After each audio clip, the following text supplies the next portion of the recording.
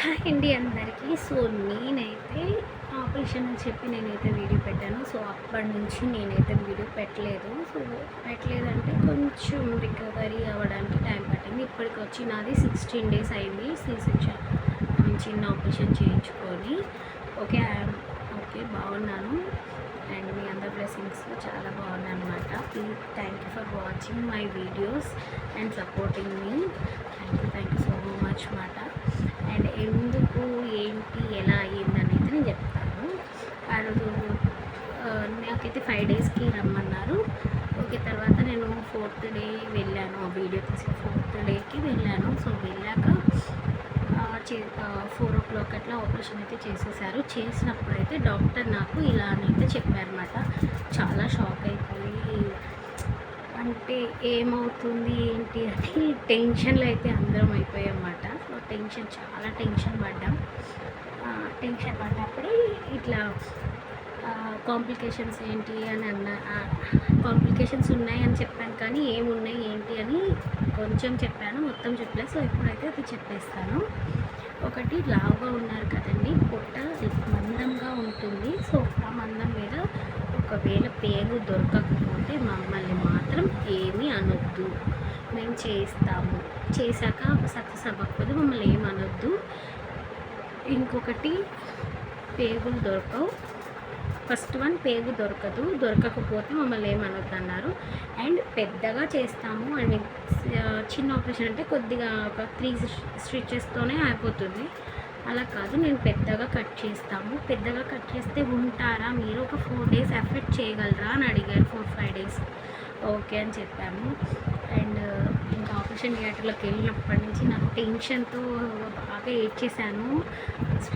Operation చేస్తేనే వాళ్ళందరూ ఎందుకమ్మా ఏడుస్తున్నావు అన్నాను. నేనైతే స్ట్రెచర్ మీద పడుకొని కూడా గోవిందా అనుకుంటూ, అంటే మనసుకు నచ్చిన దేవుడిని తలుచుకుంటే మనకు ఒక ధైర్యం వస్తుంది. అది ఎవరు నమ్మినా నమ్మకపోయినా బట్ నేను నమ్ముతాను.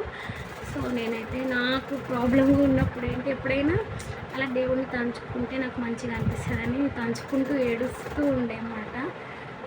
దొరికినాయి, 2 దొరికాయి. కాకపోతే 45 minutes అయితే నాకు ఆపరేషన్ చేశారు. చాలా టైం తీసుకొని అయితే చాలామందికి ఇలా తీసుకెళ్ళి అలా ఒక 10-20 minutesలో చేసేస్తారంట. నాకైతే చాలా టైం పట్టింది. పెద్ద ఆపరేషన్ లాగా నాకు నడుముకి మత్తి ఇచ్చి చేసేసారు. వచ్చాక కూడా చాలా పెయిన్ వచ్చింది మత్తంతా దిగిపోయాక. బట్ నేనైతే చాలా స్ట్రాంగ్గా ఉండాలని అయితే నేను డిసైడ్ చేసుకున్నాను అనమాట. చాలా స్ట్రాంగ్గా ఉన్నాను అప్పటికి. నెక్స్ట్ 4 o'clockకి చేశారు. ఈరోజు 4 o'clock ఈవినింగ్ చేస్తే నేను నెక్స్ట్ డే మార్నింగ్కి లేచి కూర్చున్నాను, అటు ఇటు నడిచాను.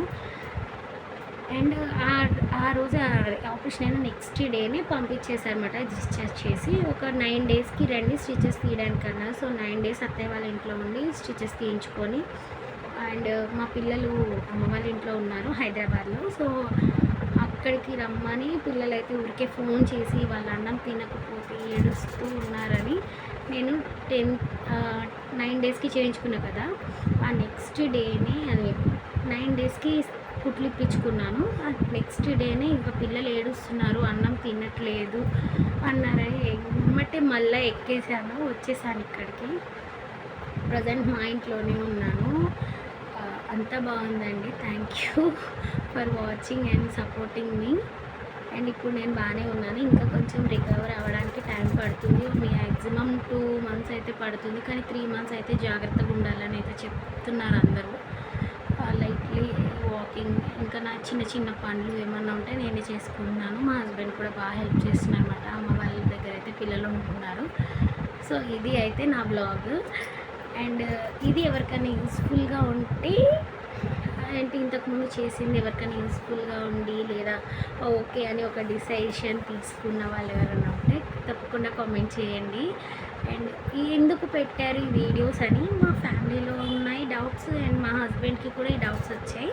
సో నేనేమంటున్నానంటే మనకి తెలియంది వేరే వాళ్ళు చెప్తే ఓకే ఇలా ఉంటుందా అని తెలుసుకునే వాళ్ళు ఉంటారు. కొంతమంది తెలుసుకోకుండా జస్ట్ ఓకే పర్లేదులే అనుకునే వాళ్ళు ఉంటారు. నాకు ఇప్పటివరకు తెలియదు. సో నాకు తెలిసాక నేను ఎవరికి చెప్పకుండా నేను ఉండలేక ఆ వీడియో అయితే చేశాను అనమాట.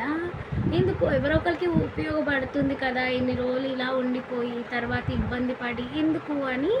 సో, నేనైతే ఈ వీడియో ఇంతకుముందు పెట్టిన వీడియో అండ్ ఎలా అయింది ఏంటి అనే వీడియో కూడా నేను చెప్తున్నాను అనమాట. టైం టేకింగ్ ప్రాసెస్ అని 45 మినిట్స్ చేశారు. ఎవ్వరికి అలా చేయరు, తొందరగా అయిపోతుంది. సో అది చాలా నాకు టెన్షన్ వచ్చిందన్నమాట. చాలా భయపడ్డాను, ఒక్కదాన్నే ఉన్నట్టు ఫీల్ అయిపోయాను. అలా దేవుణ్ణి తలుచుకుంటూ గోవింద గోవింద అనుకుంటూ చాలా ఫేస్ చేశాను అన్న ఫీలింగ్ వచ్చేసింది. అంటే ఇంత దాటుకొచ్చానా అని అనిపిస్తుంది కదా. సో అలా నేను వెళ్ళి ఆపరేషన్ చేయించుకొని వచ్చేసానా అని ఒక షాక్లో ఉన్నాను. కాకపోతే మా ఫ్యామిలీలో కూడా చాలా సపోర్ట్ చేశారు. Thank you for all. అత్తయ్య, మామయ్య, అమ్మమ్మ, తాతయ్య వాళ్ళందరూ చాలా సపోర్ట్ చేశారు.